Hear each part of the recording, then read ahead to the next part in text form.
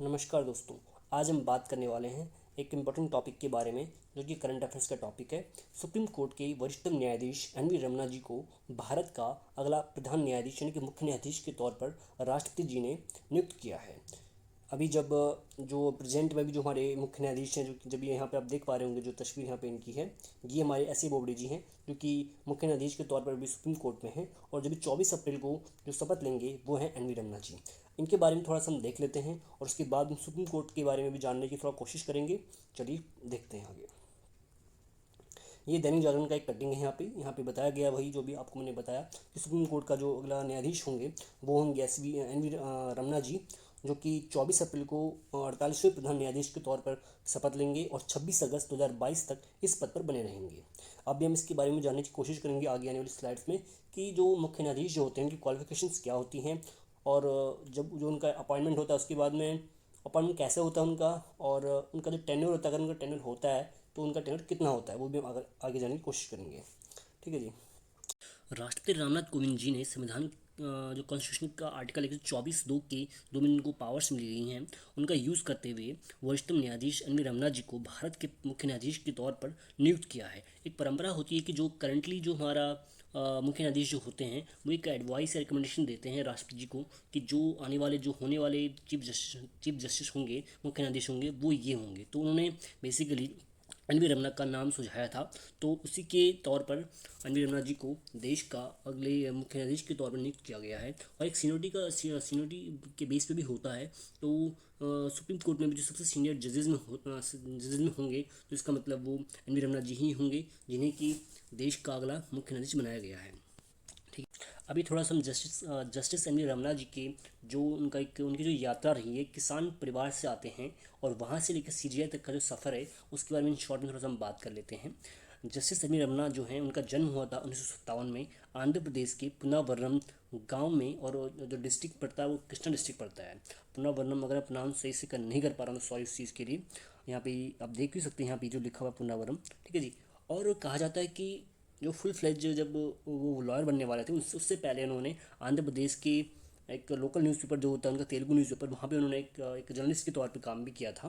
ठीक है जी। और उन्होंने 1983 में अपने आप को एक लॉयर के तौर पे इनरोल किया था। तब से वो आंध्र प्रदेश हाई कोर्ट में प्रैक्टिस कर रहे हैं। ठीक है जी। उसके बाद में उन्होंने एडिशनल स्टैंडिंग काउंसिल के तौर पर भी भारत सरकार के लिए काम किया था। और सन 2000 में आंध्र प्रदेश हाई कोर्ट के वो जज भी बने थे। और वहीं पे उन्होंने एक एक्टिंग चीफ जस्टिस के तौर पर भी वहाँ पे काम किया था कुछ टाइम के लिए आंध्र प्रदेश हाई कोर्ट में। ठीक है जी। उसके बाद में उसके बाद में जस्टिस रमन्ना 2 सितंबर 2013 को दिल्ली हाई कोर्ट के चीफ जस्टिस भी बने, जब वहाँ से ट्रांसफ़र हुए दिल्ली में। और उसके बाद जब दिल्ली हाई कोर्ट के चीफ जस्टिस बनने के बाद में 2014 को सुप्रीम कोर्ट के न्यायाधीश बने। तब से लेकर अभी तक वो सुप्रीम कोर्ट में एक न्यायाधीश के तौर पर एक न्यायाधीश के रूप में कार्य कर रहे थे। और अब जबकि 24 अप्रैल 2021 को अब वो एक जो मुख्य न्यायाधीश के तौर पर शपथ लेंगे। ठीक है जी। थोड़ा सा हम जान लेते हैं कि जो संविधान का आर्टिकल 124 है वो क्या कहता है। अभी 124(2) के बारे में हम बात करते हैं। 124(2) में कहा गया है कि जो सुप्रीम कोर्ट या हाई कोर्ट के जो जजेस होंगे वो, सॉरी हाई कोर्ट के नहीं, सुप्रीम कोर्ट की बात करते हैं। सुप्रीम कोर्ट के जो जजेस होंगे उनको नियुक्त करेंगे, उनको राष्ट्रपति जी उनको नियुक्त करेंगे। और जो उनका ऑफिस टर्म होगा वो 10 द एज ऑफ 65, जब तक वो 65 ईयर्स के नहीं हो जाते हैं तब तक वो अपने पद पर बने रहेंगे। यानी कि यहाँ पे कोई टर्म, जो उनकी टर्म होती है या उनको टेन्योर होता है, यहाँ पे कोई मेंशन नहीं किया गया कि 5 साल, 6 साल, 2 साल। तो इसका मतलब जब तक वो 65 ईयर्स के होते हैं तब तक वो अपने पद पर बने रहेंगे। ठीक है जी। जैसे कि अपने ये ऐसे बोबड़ी जी हैं, ये इनका कोई शायद इनको 1.5 2 साल ही हुए हैं अभी। और जो अपने ये एन वी रमना जी होंगे, जो देश के अगले प्रधान न्यायाधीश के तौर पे जो होंगे, तो उनका भी जो रिटायरमेंट है वो 2022 में तय किया गया है।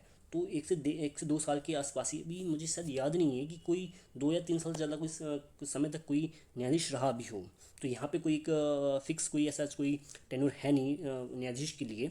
बस इतना है कि वो 65 ईयर्स जब क्रॉस कर जाएंगे, जब 65 ईयर्स के हो जाएंगे, उनके बाद में वो रिटायर हो जाएंगे। ठीक है जी। जैसा कि मुख्य न्यायाधीश जी को राष्ट्रपति जी नियुक्त करते हैं, तो राष्ट्र जब उनको अगर अपना रिज़ाइन देना होगा तो रिज़ाइन भी वो राष्ट्रपति जी को ही देंगे, जैसे कि यहाँ पे लिखा भी हुआ है ये वाली चीज़। ठीक है जी।